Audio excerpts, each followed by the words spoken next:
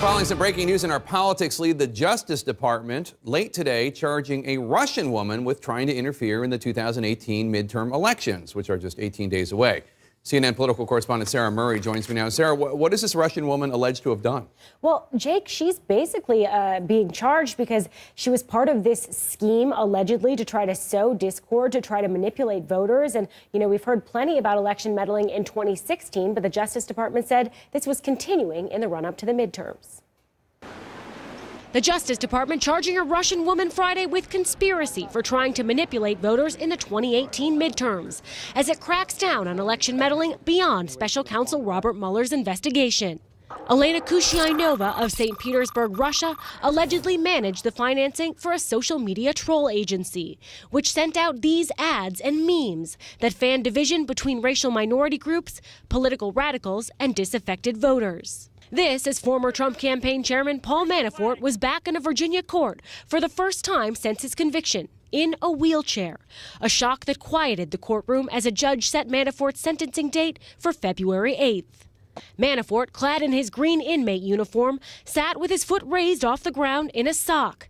His lawyer said Manafort is facing significant health issues related to the terms of his confinement.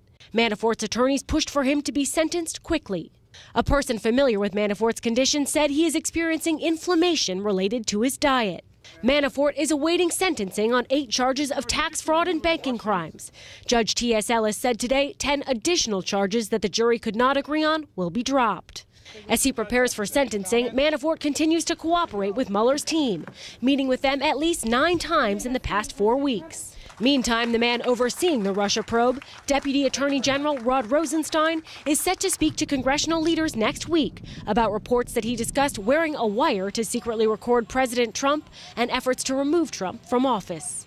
The session is slated to take place behind closed doors, with Republican and Democratic leaders of the House Oversight and Judiciary Committees, cutting out some of the rank-and-file members that have been most critical of Rosenstein. Instead of having him here under oath, they're going to have some little game of patty cake with the committee chairman and the ranking members. This is no way to conduct oversight. Now, Rosenstein may be under pressure, but we are told he is not passing that pressure on to Robert Mueller. A source at the Justice Department says that there is no pressure on Mueller to wrap up his probe the day after the midterm elections. So this will continue, at least for a while, Jake. All right, let's bring in CNN's Laura Jarrett and Kara Scannell into the conversation. Laura, let me ask you, how significant was this Russian interference campaign? This is pretty remarkable. This is the first criminal case that we have seen having to do with political interference in advance of the 2018 midterms. We've talked about 2016 a lot, but they are still doing this. And the Justice Department revealed today just the kind of extent to which people tried to sow discord, everything from immigration to the NFL kneeling debate. I mean, you can see the ads in Sarah's piece, one of which talks about every deported illegal household saves taxpayers $700,000. This is why it's very important to keep families together as they are all being deported. You can just see trying to touch on hot button issues of the day to sow discord. Now, it's interesting. This person is obviously a Russian national. She is not going to be charged. Well, she's not going to be appearing here, even though she's been charged here in federal court. So it's part of this sort of charging and shaming that we've seen before from the special counsel's office. And Sarah, President Trump was just asked about this. Take a listen. Nothing to do with my campaign. You know, all of the hackers and all of everybody that you see, nothing to do with my campaign. If they're hackers, a lot of them probably like Hillary Clinton better than me. I mean, one would think a president would be like, this is going to stop. This is why my Justice Department is on the case.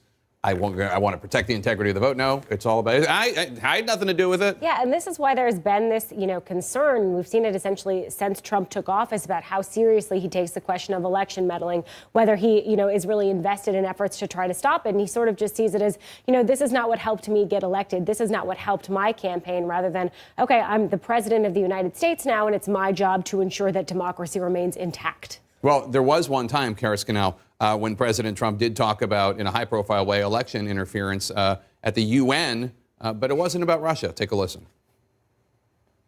Regrettably, we found that China has been attempting to interfere in our upcoming 2018 election.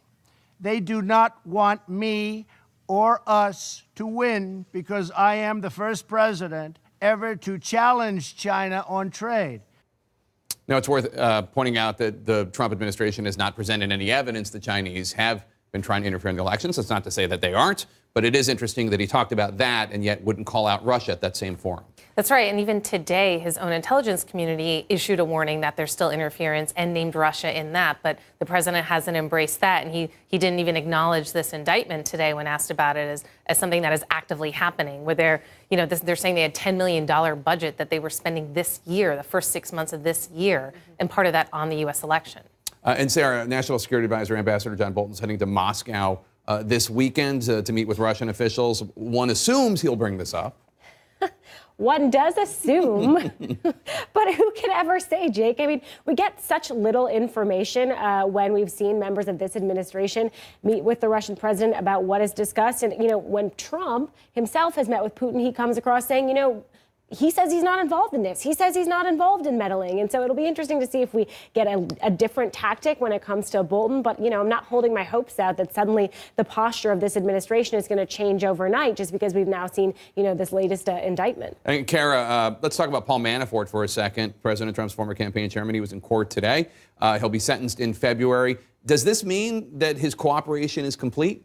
No, not at all. In fact, the judge asked the prosecutors today if they could put a timeline or date certain on when Paul Manafort's cooperation would be complete. And they said, no, they couldn't. And the judge said, that's fine. I'm not willing to wait. So that's why he set the sentencing date for February, which is still 5 months, since Manafort was convicted. So there is a quite amount of time here that the prosecutors can continue to meet with him. And as we've been reporting, Manafort's been in 9 times in the past 4 weeks. And, you can imagine that will continue. Laura, I want to ask you about Deputy Attorney General Rod Rosenstein appearing for a closed-door interview with chairman and ranking members of the House Oversight Committee and the House Judiciary Committee next week. Not participating. That's going to include, the people that are going to be there include Goodlatte and Gowdy and Nadler and Cummings, but not participating are the people that have really been calling for this, Congressman Meadows and Jim Jordan. Here's how Meadows responded to the news. He's not coming under a subpoena, and quite frankly, he thinks that the protection of a classified room is going to protect him from transparency, and it will not.